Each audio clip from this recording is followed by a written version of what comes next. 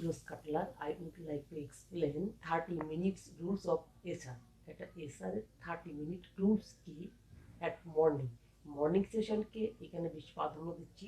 যে একটা এসআর এর যে সকালবেলা তার যে ডিস্ট্রিবিউশন হাউসের যে কাজটা, এই কাজের যে ডিটেলসটা 30 মিনিটসের মধ্যে কমপ্লিট করতে হবে।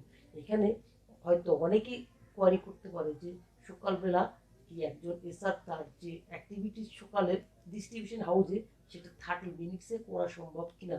30 মিনিটস রুলসটা হচ্ছে ওইটাই যে আপনাকে হয়তো সেখানে আপনি যদি আপনি টার্গেট নেন যে আপনার সকালের ডিস্ট্রিবিউশন হাউসে যে কাজটাকে এই কাজটা আপনি 30 মিনিটসের মধ্যে কমপ্লিট করবেন, তাহলে আপনি কিন্তু 30 মিনিটসের মধ্যেই কমপ্লিট করতে পারবেন।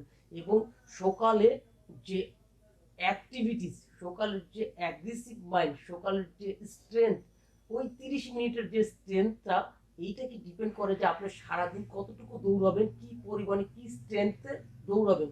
এই 30 মিনিট রুলসের প্রতিপাদ্য বিষয় হচ্ছে এইটাই যে 30 মিনিটস যে চঞ্চল, 30 মিনিটসের যে গতি, এই গতিটাই বলে দিবে যে আপনার সারাদিনের গতিটা কত থাকবে।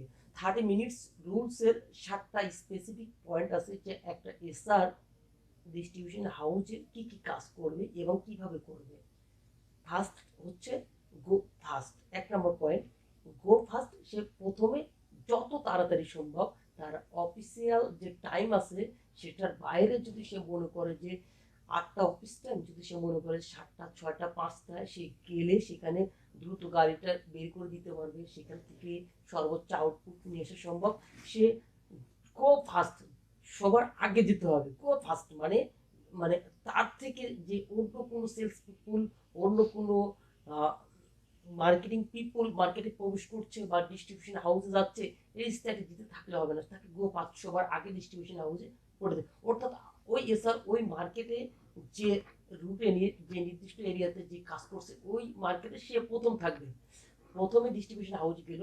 তারপরে সে যেটা করবে যে open with discuss with DSR, DSR এর সাথে সেলস রিভিউ করবে যে গতকালের যে সেলসটা, সে সেলসটা কতটুকু হয়েছে, কি কি কারণে হয় নাই, কতটুকু বাউন্স হয়েছে, গ্যাপ কি হয়েছে। জাস্ট এগুলো ডিসকাস করার অর্থ হচ্ছে যে গত দিনের যে সমস্যাগুলো কারণে সেলস কম হয়েছে, এই সমস্যাগুলো যাতে নেক্সট ডে পরবর্তীতে আর না হয়। সেকেন্ডলি সে 2 ডেজ যে ডেলিভারিটা হবে সেই ডেলিভারির যে টোটাল সামারি, টোটাল মেমো ডিএসআরকে part by part address memo ডিটেলসটা ডিএসআরকে স্পেসিফিক বুঝাবে যে কোনো দোকান, কোনো স্টোর বন্ধ থাকতে পারে, কোনো স্টোর 2 ঘন্টা পরে টাকা দিতে পারে, কোনো স্টোর 2 দিন বাকি রাখতে পারে, কোনো স্টোর বন্ধ হতে পারে, অথবা সে সকালে থাকতে পারে। যে স্পেসিফিক ডিটেলসগুলো দোকান ওয়াইজ, স্টোর ওয়াইজ ওই ডিএসআরকে মেমো ওয়াইজ এনশিওর করবে, ডিটেলস জানাবে। এরপর এরপর 3 নম্বর পয়েন্ট হচ্ছে স্টক। এটা খুবই ম্যান্ডেটরি একটা বিষয়, খুবই সেন্সিটিভ একটা বিষয় যে প্রত্যেক এসআর এবং ডিস্ট্রিবিউটর এই দুজন ব্যক্তি যারা ডিরেক্টলি স্টক রিলেটেড অ্যাক্টিভিটিস করে। স্টক বলতে স্টক রেজিস্টার মেনটেন করবে, যার যেরকম ফরম্যাট আছে, যে যেভাবে মেনটেন করে, জাস্ট স্টক সম্পর্কে তার যে আইডিয়াটা, টোটাল আইডিয়া থাকবে। 6x মিক্স, 6s এর যে একটা মিক্স, এই মিক্সটা সে কন্টিনিউ করবে। দ্বিতীয় যেটা মেনটেন করবে স্টোর সেলস ডাটা, যে প্রতিদিনের যে সেলসটা হচ্ছে, weekly sales, monthly sales, yearly সেলসের যে একটা কনভার্ট থাকে, অ্যাচিভমেন্টের যে ইভ্যালুয়েশন থাকে, এই ডাটাগুলো প্রসেসিং করে সে এই কাজগুলো করবে, এই রিলেটেড অ্যাক্টিভিটিসগুলো করবে। স্টোরে কি পরিমাণে ডিমান্ড, কি পরিমাণে সাপ্লাই রিলেটেড, অর্থাৎ স্টোরে কি পরিমাণে প্রোডাক্ট অ্যাভেলেবল থাকার কথা, কি পরিমাণে প্রোডাক্ট অ্যাভেলেবল আছে, এইটা একটা সেলস পিপল, একটা স্টার অবশ্যই মাইন্ডে নেবে। স্টোর মার্চেন্ডাইজিং কি, যে ডিস্ট্রিবিউশন হাউসে যে এলোমেলো অগোছালো যে পণ্যগুলো আছে, এই পণ্যগুলো সাজানো গোছানো সুন্দরভাবে discipline wise, first in first out, এই যে ইকুয়েশনগুলো এভাবে স্টক মেনটেন করতে হবে। মার্চেন্ডাইজিং ড্যামেজের প্রবণতা করতে থাকে, এবং পণ্যের যে গুণাগুণ বা পণ্যের যে আউটলুকিং, এটা কোনোভাবে যাতে নষ্ট না হয়। শর্ট ডেট প্রোডাক্টের যদি মার্চেন্ডাইজিং না থাকে, গোডাউনের যদি ডিসিপ্লিন না থাকে তাহলে প্রোডাক্টটা শর্ট ডেট হতে পারে, অথবা গোডাউনে যদি তার প্রবেশ না থাকে, গোডাউনের সম্পর্কে তার যদি আইডিয়া না থাকে কোন প্রোডাক্টটা কবে এক্সপায়ার হবে এই সম্পর্কে আইডিয়া তার থাকবে না, তার গাফেলতির কারণে, ওই ডিলারের গাফেলতির কারণে আনএক্সপেক্টেড গোডাউন ড্যামেজ হবে, যেটা কোনোভাবে কোনো কোম্পানি অ্যাকসেপ্ট করে না। যে একটা প্রোডাক্টের একটা এসকিউ গোডাউনের এক কোনায় পড়ে আছে 5 কার্টুন 2 কার্টুন, সেটা সেই সেলস পিপল জানেই না, এই প্রবলেমগুলো সেখানে হবে না। অর্থাৎ গোডাউনের যে টোটাল স্টকটা যদি সে নিজে থেকেই ডিরেক্টলি ইনডিরেক্টলি সে যদি মনিটরিং করে এই প্রবলেমগুলো থেকে বাঁচতে পারবে। 4 নম্বর পয়েন্ট হচ্ছে ড্যামেজ পেন্ডিং। যদি কোনো পেন্ডিং প্রোডাক্ট থাকে, কোনো ড্যামেজ ইস্যু থাকে, বা এ ধরনের আরও অ্যাক্টিভিটিস যদি থাকে, সে ধরনের চিন্তা, সে ধরনের কার্যাবলীগুলো অবশ্যই শর্টলি ফাইন্ড আউট করুন।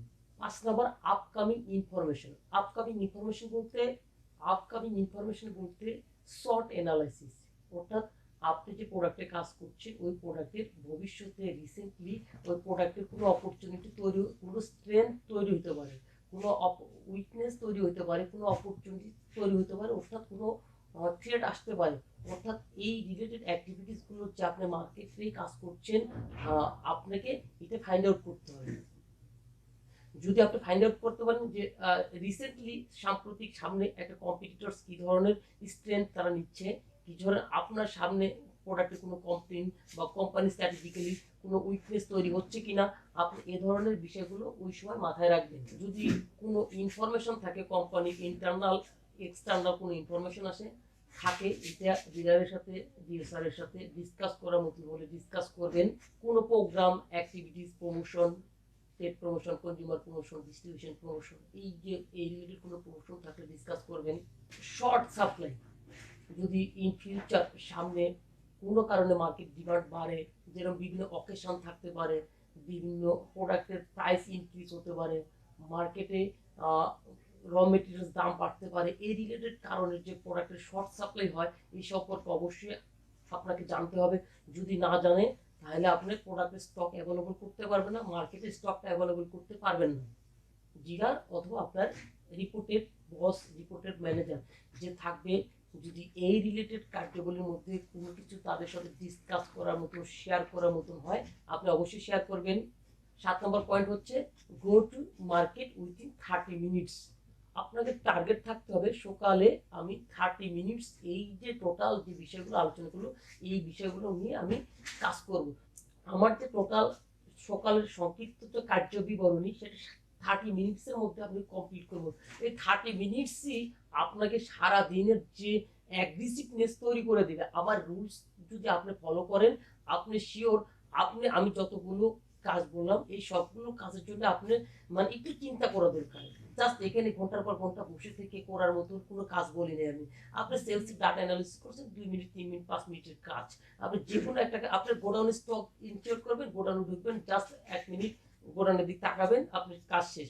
আপনি যদি সকালবেলা ডিস্ট্রিবিউশন পয়েন্টে যান এবং ডিস্ট্রিবিউশন পয়েন্টে গিয়ে যদি আপনি চিন্তা করেন যে 1 ঘন্টা ডিস্ট্রিবিউশন হাউসে আমি কাজ শেষ করবো, আপনি 2 ঘন্টা কাজ শেষ করবেন না। আপনার যে টেন্ডেন্সি যে ডিস্ট্রিবিউশন হাউসে যে এই যে কাজ, এই কাজ যদি আপনি 1 ঘন্টার মধ্যে শেষ করেন, আপনি মার্কেটে যাইতে যেতে 10 থেকে 11টা বাজবে, অর্থাৎ মার্কেট থেকে আপনি আউটপুট নিয়ে আসতে পারবেন না। আপনি সকালবেলা টার্গেট থাকবে এস মর্নিং সেশনটা আপনি 30 মিনিটসের মধ্যে কমপ্লিট করবেন। আপনি 8টায় যদি অফিসে আসেন 8:30টার মধ্যে আপনি অফিসের যে ডিলার পয়েন্টের যে অ্যাক্টিভিটিস আছে এটা কমপ্লিট করে 8:30টার মধ্যে আপনি মার্কেটে প্রবেশ করেন। আপনি দেখবেন যে সকালে আপনি যে স্পিড, আপনি একটা টার্গেট যে 30 মিনিটের মধ্যে এই অ্যাক্টিভিটিসগুলো আমি শেষ করবো, যে আপনার মধ্যে যে স্পৃহা তৈরি হবে, কাজের যে মোটিভেশন, যে উইলিংনেস তৈরি হবে, এইটার মধ্যে আপনি সারাদিনের যে উইলিংনেস, সারাদিনের যে স্ট্রেংথ এর মধ্যে আপনি পাবেন। তো এই হচ্ছে ডিটেলস। যদি কার কোনো কোশ্চেন থাকে কমেন্ট করুন আমার ইনবক্সে। ভালো থাকবেন, stay with me, stay well, bye bye.